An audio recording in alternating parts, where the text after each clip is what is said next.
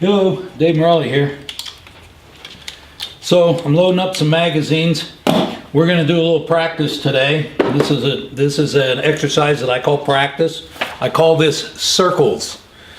It's a live fire drill.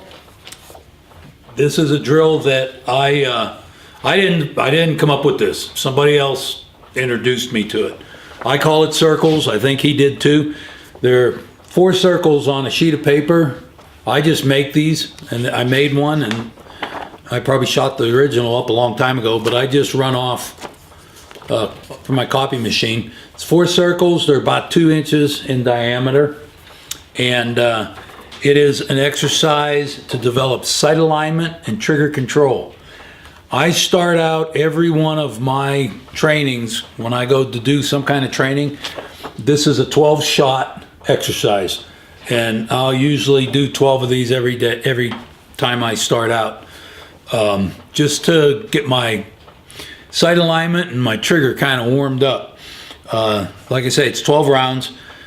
I start out every one of my enhanced concealed carry classes with these at 3 yards, and it puts everybody in the mind of sight alignment and trigger control, and then we can work on those things. Anyway, I'm gonna finish loading up this magazine here and get my ears on.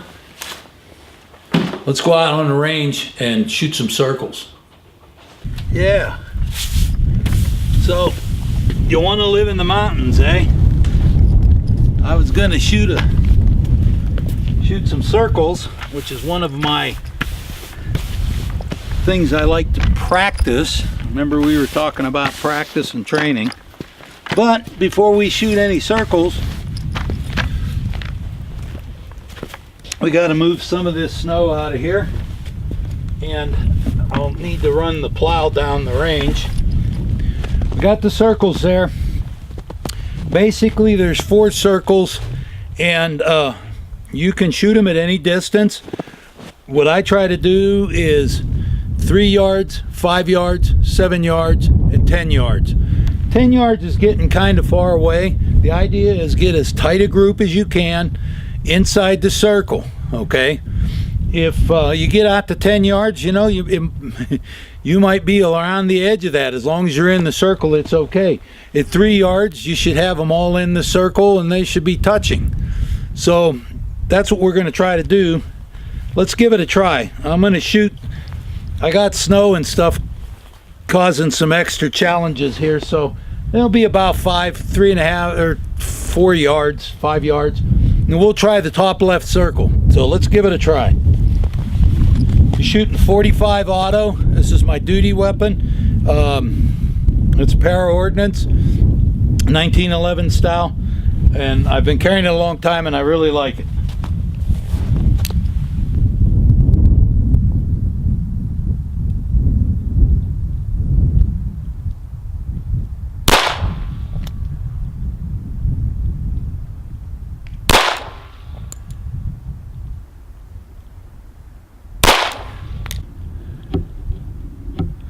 That's 3 shots. Okay, so when you get 3 shots like that are touching, that's when you want to come back to 5 yards. Do the same thing.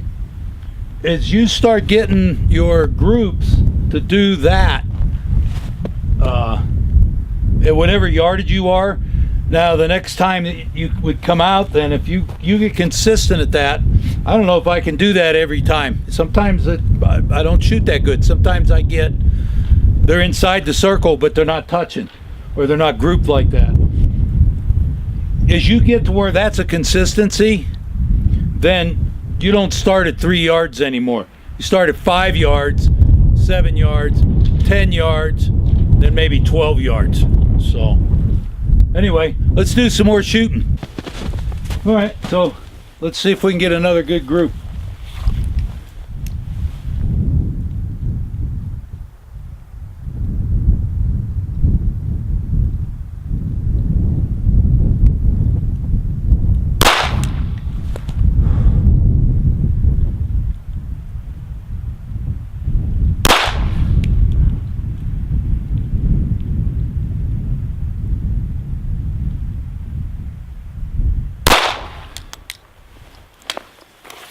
Okay.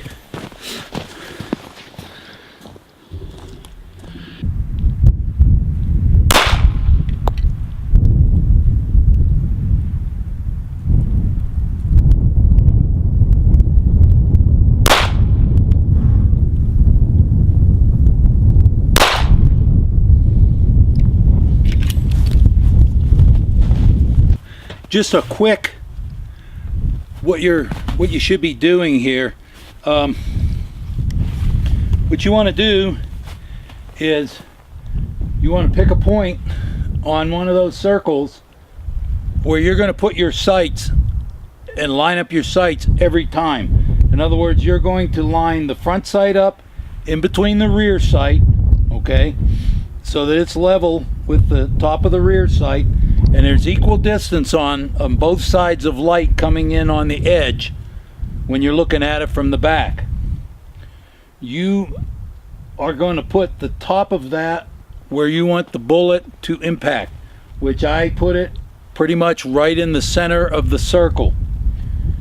Then as you get into your shooting stance, whichever you choose to use, whether you use an isosceles or a Weaver type stance or somewhere in between, get into that stance, get your perfect sight picture, and when you're ready to shoot, you want to apply direct equal pressure straight back on the trigger. You want the meaty part of your finger on the trigger pad, and you don't want to go too far over. You don't want to go inside too far. You don't want to be on the outside edge. Your meaty part of your finger you want to have on the center of the trigger, and then you want to pull straight back on that trigger. It should be a surprise.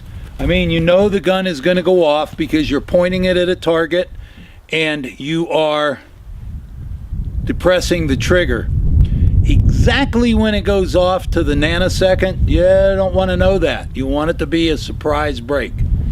So that's what you're going to work at. That's what you're working on every time you pull this practice session out. So you want to live in the mountains. I'm going to stop shooting now because the wind's starting to kick up and the temperature's dropping again, and I'll get ready to plow this again tomorrow. Anyway, shoot the circles, practice the circles, shoot them every time you go out, shoot them once in a while, maybe make a whole practice session circles. The point is they will improve your skill as a shooter. They will tighten your groups, and most of the time when you miss, it's because you jerked the trigger. And so the better you get at that and the less you jerk your trigger, the better shooter you're going to be, and I guarantee it's going to make a difference for you. So I'm Dave Morelli. I'll see you next time. We'll work on another practice.